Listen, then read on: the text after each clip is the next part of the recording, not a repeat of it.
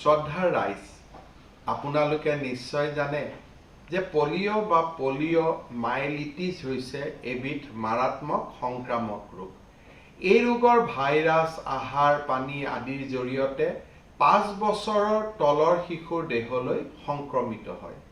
সংক্ৰমিত হ'লে এই ৰোগে স্নায়ুতন্ত্ৰ ক্ষতিগ্ৰস্ত কৰে আৰু ফলত তীব্ৰ অসুস্থতা, পক্ষাঘাত তথা মৃত্যু পৰ্যন্ত ঘটায়।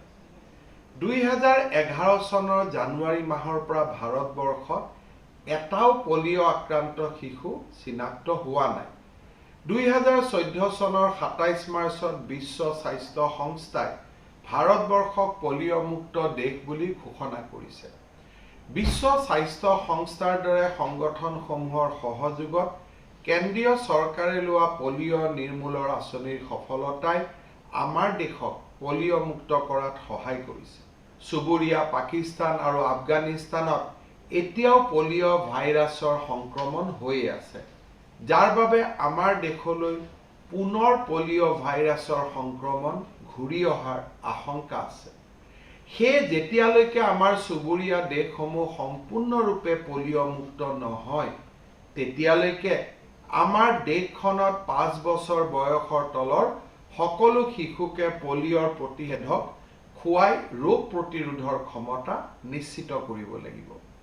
ভাৰত চৰকাৰে 18 ছেপ্টেম্বৰ তাৰিখে উপ-ৰাষ্ট্ৰীয় পলিঅ' প্ৰতিষেধক অভিযানৰ আয়োজন কৰিছে।